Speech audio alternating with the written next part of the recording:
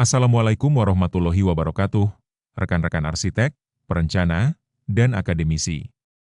Selamat datang di kanal kita. Hari ini, kita akan menyelami sebuah topik yang seringkali hanya dilihat dari kulit luarnya saja, yaitu paradigma arsitektur Islam. Halo semuanya. Pernahkah kita bertanya, apakah sebuah bangunan menjadi Islami hanya karena ada kubahnya? Hari ini, kita akan membedah materi luar biasa berjudul Paradigma Arsitektur Islam, lebih dari sekadar ruang dan bentuk. Kita tidak hanya bicara soal estetika, tapi bagaimana membangun tata ruang berbasis wahyu untuk peradaban masa depan. Sebagai perencana, kita tahu bahwa setiap garis yang kita tarik di atas kertas adalah tanggung jawab besar di hadapan Sang Pencipta. Mari kita mulai perjalanan intelektual ini. Namun, sebelum melangkah lebih jauh, kita perlu meluruskan satu hal yang sering menjadi salah kaprah di tengah masyarakat. Seringkali, arsitektur Islam dianggap hanya sebatas tempelan visual seperti lengkungan atau langgam Timur Tengah.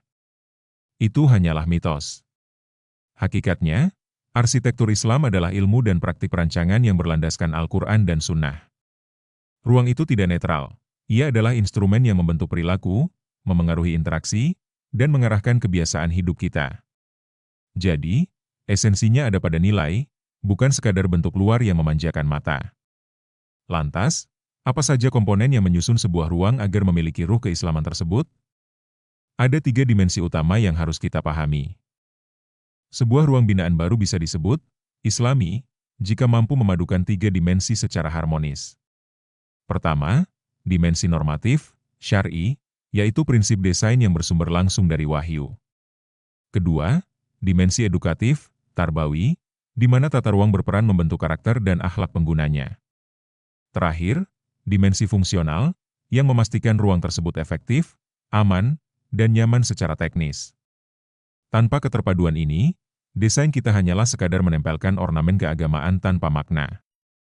Keterpaduan ini harus berdiri di atas fondasi yang kokoh, yaitu landasan spiritual yang menghubungkan karya kita dengan langit. Landasan utama kita adalah tauhid. Sesuai Quran Surat Al-Jin ayat 18, masjid dan segala ruang di bumi ini adalah milik Allah Ta'ala. Tujuan penciptaan kita hanyalah untuk beribadah, maka ruang yang kita desain, baik itu kantor, rumah, atau kota, harus menjadi fasilitator ketaatan, bukan penghalang ibadah. Hindari desain yang memicu ria atau kesombongan. Ingat, keindahan sejati adalah yang membimbing penghuninya untuk semakin mengingat Allah Ta'ala. Selain aspek spiritual, arsitektur Islam juga sangat peduli pada etika lingkungan dan tanggung jawab kita sebagai pengelola bumi. Di sini kita bicara tentang konsep kekhalifahan. Berdasarkan Quran Surat Al-Baqarah ayat 30, kita adalah pengelola bumi, bukan pemilik mutlak. Artinya, pembangunan wajib mempertimbangkan keberlanjutan ekologi dan hak antar generasi. Semua ini berakar pada niat. Seperti hadits populer, amal tergantung pada niatnya. Bangunan yang didirikan demi keridaan Allah Ta'ala akan bernilai ibadah, sedangkan yang didorong oleh gengsi akan kehilangan ruhnya. Setelah memahami landasannya, mari kita lihat bagaimana menerjemahkan wahyu tersebut ke dalam detail teknis ruang binaan. Penerjemahan pertama adalah melalui tauhid dan taharah. Dalam desain, tauhid diwujudkan melalui orientasi kiblat yang benar dan kesederhanaan bentuk yang proporsional, menghindari kesan megalomania. Sedangkan taharah atau kesucian adalah separuh dari iman. Secara aplikasi, ini berarti kita harus cerdas memisahkan area basah seperti toilet dengan ruang sholat, memastikan sirkulasi udara optimal, dan memilih material yang mudah dibersihkan. Selain kesucian fisik, Islam sangat menjunjung tinggi kehormatan dan kualitas dalam setiap sentuhan desain. Poin ketiga adalah sitr al-aurah, yaitu menjaga privasi dan kehormatan. Arsitek harus mampu membuat zonasi ketat antara area publik seperti ruang tamu dengan area privat keluarga.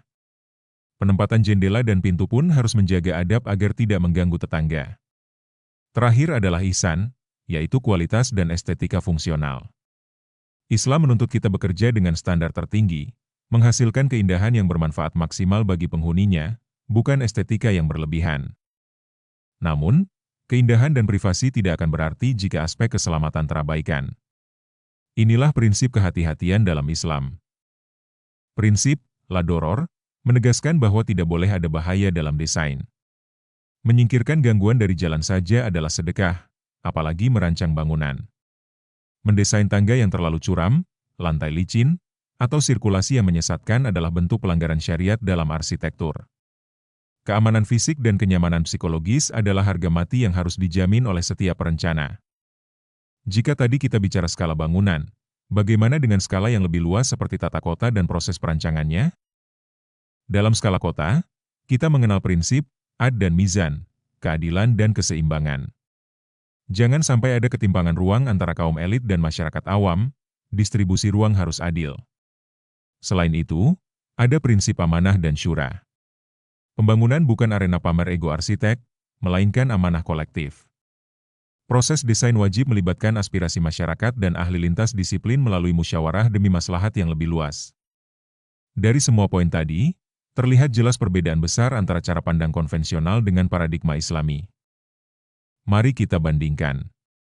Secara konvensional, tujuan utama seringkali hanya estetika, profit, atau ego, sedangkan paradigma Islam berfokus pada ibadah dan kemaslahatan.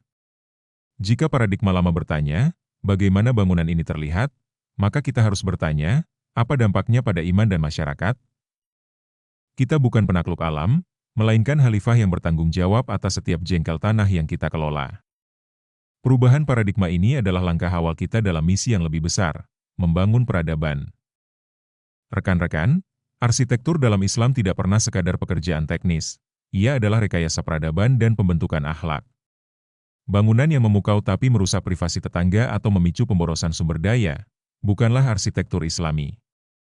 Sebaliknya, bangunan bersahaja yang bertauhid, bersih, dan menebar manfaat adalah wujud nyata dari ketaatan kita kepada Sang Kholik. Sebagai penutup, mari kita renungkan pesan terakhir ini untuk diri kita masing-masing. Jadikan karyamu sebagai amal jariah.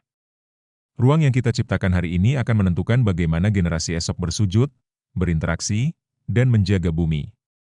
Kepada para arsitek, perencana, dan akademisi, mari kita bangun tata ruang yang tidak hanya megah di dunia, tetapi juga menjadi saksi ketaatan kita di akhirat kelak.